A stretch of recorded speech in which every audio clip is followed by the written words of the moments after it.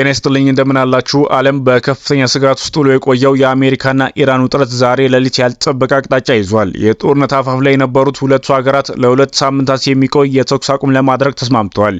ይሄ ስምምነት የተደረሰው ፕሬዝዳንት ዶናልድ ትራምፕ ኢራን ካልተገዛች ሙሉ በሙሉ ትጠፋለች የሚል ጠንካራ ዛቻ ካሰሙ ከጥቂት ሰዓታት በኋላ ነው። ለመሆኑ ይህ ስምምነት እንዴት ተገኘ? የፓኪስታን ሚና ምን ነበር? እስራኤልስ ምን አለች? በሚቀጥሉት ደቂቆች ዝርዝር ጉዳዮችን እንመለከታለን። እስከ ፍጻሜው አብራችሁን ቆዩ። ዓለም በስጋት ሲያናውጥ የነበረው የማክሰኞ ሌሊት ቀን ገደብ እንዴት ወደ ሰላም መንገድ ተቀየረ? ፕሬዝዳንት ዶናልድ ትራምፕ በለመድነው ቁርጠኛና ጠንካራ አገላለጻቸው ዛሬ ማታ ሙሉ ስልጣኔን ተጠቅሜ ኢራንን አጠፋታለሁ የሚል ዛቻ ለቴህራን ልከው ነበር። ይህ ዛቻ የጦርነት ነጋሪት ሆኖ ሲያስተጋባ ቢቆይም በመጨረሻም ግን ዲፕሎማሲ ድል ያደረገ ይመስላል። የዚህ ስምምነት እምብርት የሆርሙዝ ወሽመጥ ነው። ይሄ የባህር መስመር ለዓለም የነዳጅ ንግድ የደም ስር ነው። ኢራን ይህን መስመር መዝጋት ማለት የዓለም ኢኮኖሚ እንዲቆም ማድረግ ማለት ነው። ትራምፕ ሁሉንም ወታደራዊ ግቤን አሳክቻለሁ ባሉበት የትሩዝ ሶሻል ጽሑፋቸው ኢራን ወሽመጡን ክፍት ካደረገች ለሁለት ሳምንታት የሚቆይ የተኩስ አቁም ለማድረግ መስማማታቸውን አረጋግጧል። ቴህራን ዝም ብላ ነጭ ባንዲራ አላውለበለበችም። ይልቁንም 10 ነጥቦች ያሉት የአገሪቱ ክብርን ጥቅሞች ያስጠበቀ የሚመስል የራሷን የሰላም እቅድ ይፋ አድርጋለች። በኢራን እቅድ ውስጥ የተካተቱ ነጥቦች እጅግ አነጋጋሪ ናቸው።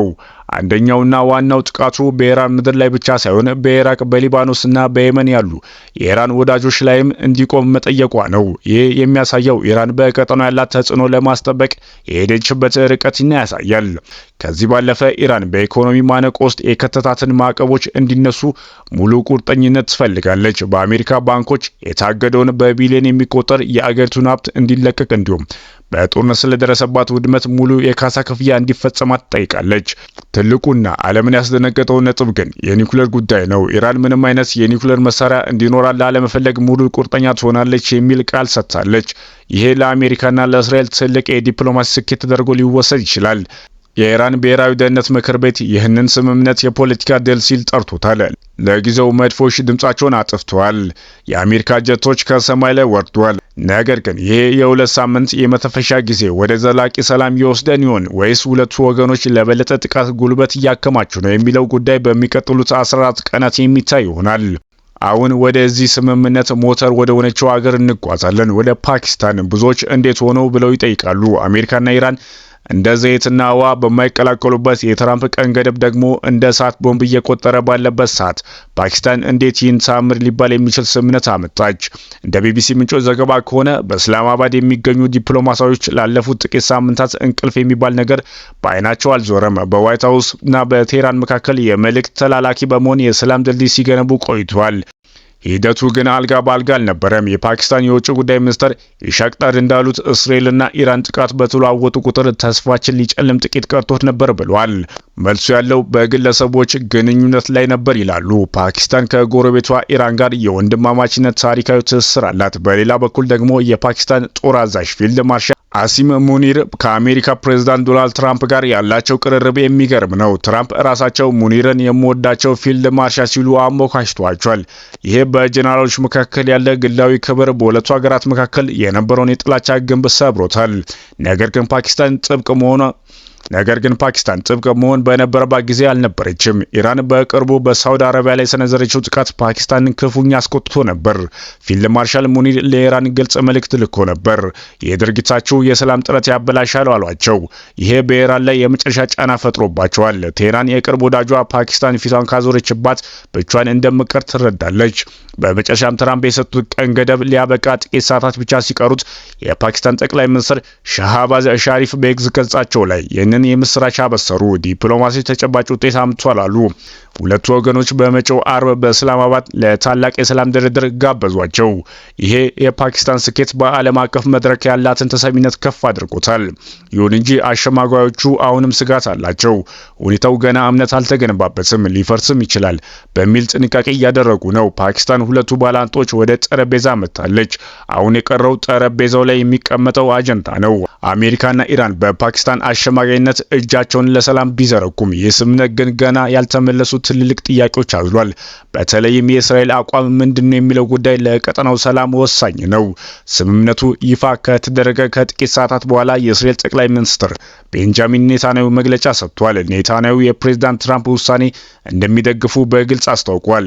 ይህም ኢራን የሆርሙዝ ወሽመጥ የምትከፍት ከሆነ በአሜሪካና በእስራኤል የምታደርገው ጥቃት ካቆመች እኛም ለ2 ሳምንታት ጥቃታችን እናቆማለን የሚል ይዘት አለው።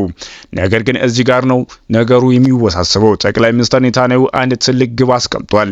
ይሄ የተኩስ አቁም ሊባኖስን አያካትትም ብሏል። ይህ አቋም ከአሸማጋዩ ፓኪስታን መግለጫ ጋር በቀጥታ ይጋጫል። የፓኪስታን ጠቅላይ ሚኒስትር ሻህባዝ ሻሪፍ ተኩስ አቁሙ እስራኤል በሊባኖስ በሂዝቦላ ላይ የምታካሄደው ዘመቻ ይጨምራል ብለው ነበር። የእስራኤል ባለስልጣናት ግን በሂዝቦላ በኩል የሚሰነዘር ስጋት እስካልተወገደ ድረስ ከሊባኖስ ምድር አንወጣም፣ ጥቃታችን አናቆም በማለት ግልጽ የሆነ ቀይ መስመር አስምሯል። ይህ ደግሞ በኢራን በኩል ትልቅ ቁጣን ሊቀሰቅስ ይችላል። ምክንያቱም ኢራን ካቀረበችው 10 ነጥቦች መካከል አንዱ በሊባኖስ በየመንና በኢራቅ ያሉ ወዳጆቿ ላይ የሚሰነዘር ጥቃት እንዲቆም የሚል ነው። እስራኤል ሊባኖስን ለይታ መምታት ከቀጠለች ኢራን የሆርሙዝ ወሽመጥን ዳግም ለመዝጋት ልትገፋ ትችላለች።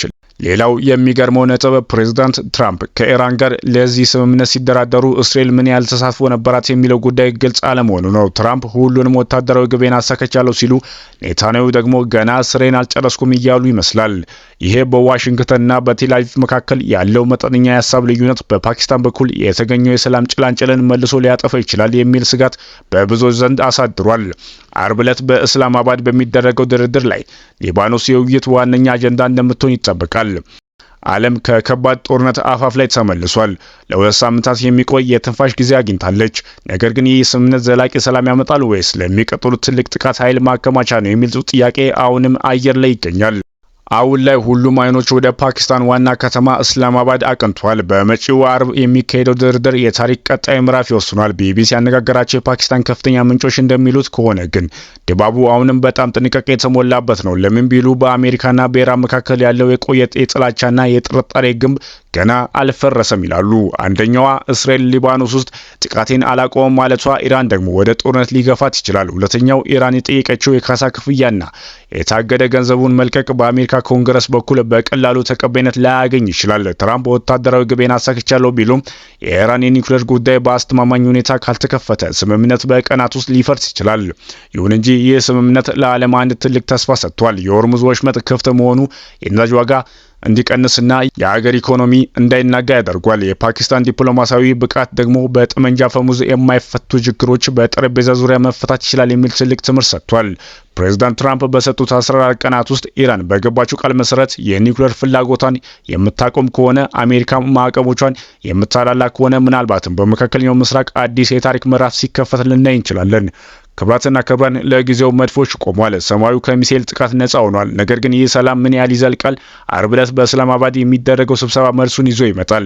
እስከዛው ድረስ ግን ዓለም በከፍተኛ ጥንቃቄና በተስፋ እየጠበቀች ነው። ስለተከታተላችሁን እናመሰግናለን። በሌላ ወቅታዊ መረጃ እስከምንገናኝ ሰላም ቆዩ።